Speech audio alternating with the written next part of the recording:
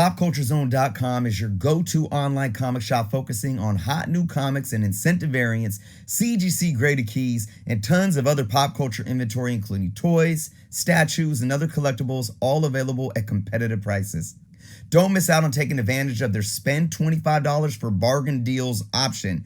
How does this work? Simply add $25 of product to your cart and receive special deals and discounted prices on countless other inventory. Pop Culture Zone ships all over the US, and for anyone buying raw comics, they offer the flat rate shipping charge of only $5.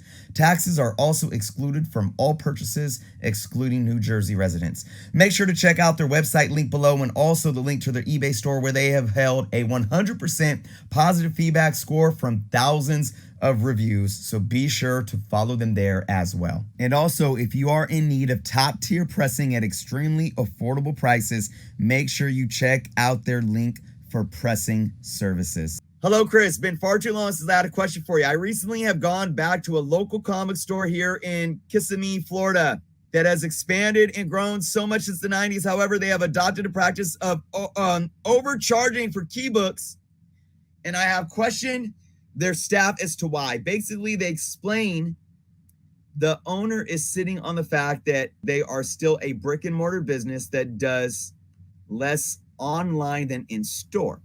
I believe they expanded too much and now determine fair market value on key books to be at the high end of sales. Do you think it is smart for any comic book store to price books based on their company's expenses? Absolutely freaking not. Period.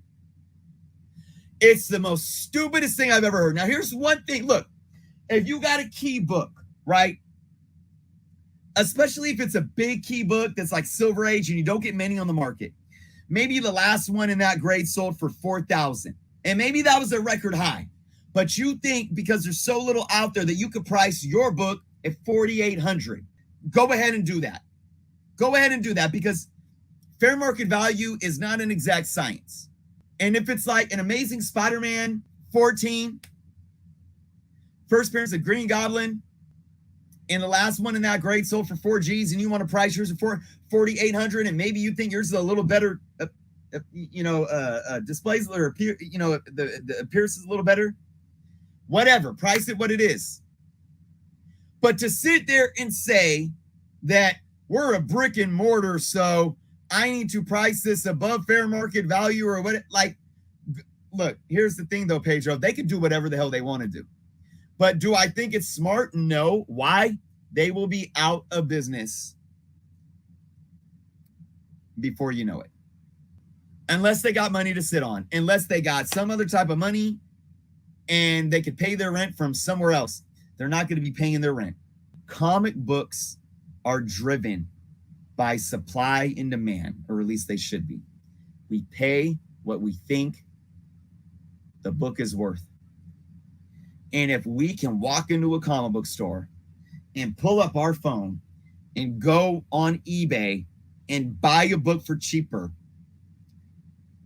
I'm going to do that. And if I go into that store and I see a book and I'm like, man, like, that's extremely overpriced.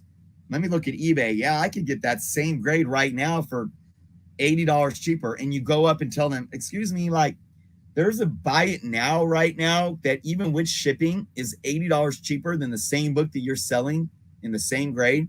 And he says, well, I don't sell on eBay.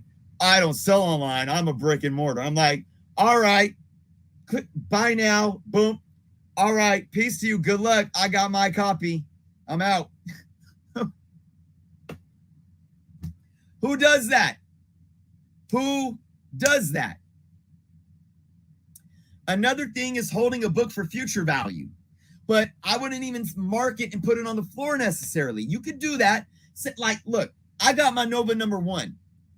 And my Nova number 1 in a 9.0 is selling for $120 right now, right? What I'm going to do is I'm going to hold it.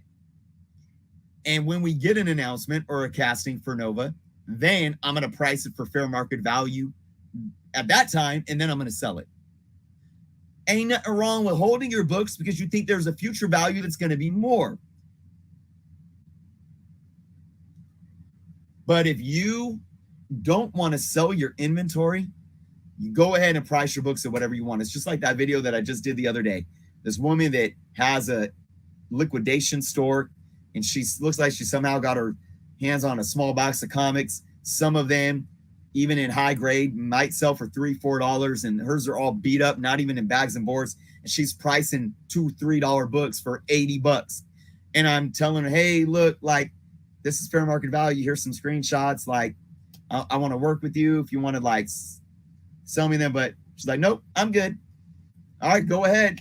I'm gonna come back to you in 6 months, and I guarantee you those comic books are still gonna be there. I'm gonna come back to you in a year, and I guarantee you those comic books are still gonna be there. Ain't nobody gonna buy those books.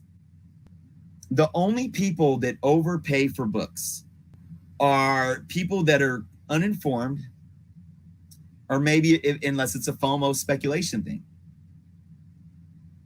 If you're casually going into a comic book store, you are, to some extent, a comic book collector already.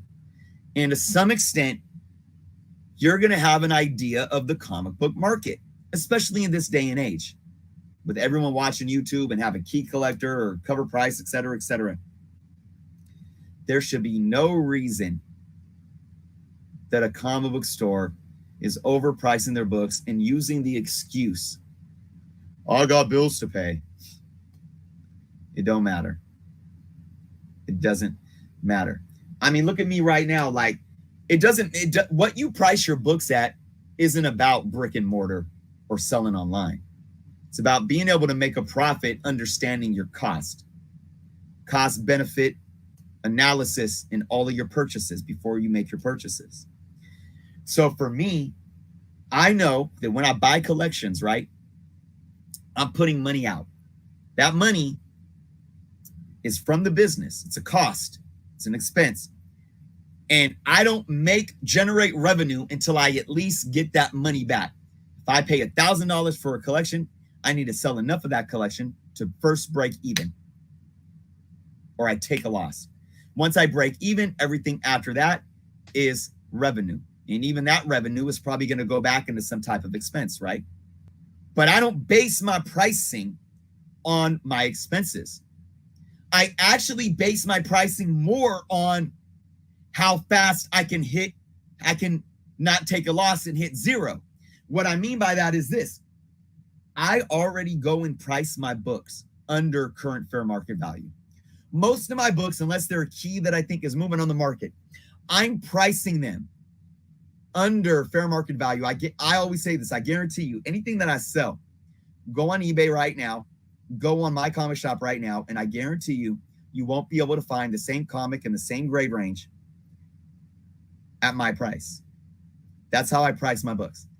But do you know, when I do my claim sales, it's hard to move stuff right now. I am taking books down that I have priced at $6 to $3. And even then, I'll do like $3 each or claim two for $5. Because I know that even if I sell them at $3 or even if I sell them at 2 for $5, I'm still making profit.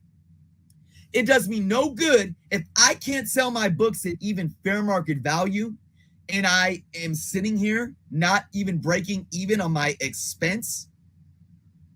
It does me no good to sit and say, well, that's fair market value, so that's the price I have to sell them at. No, man, I need money now. I need to make my money back. I need to move my inventory.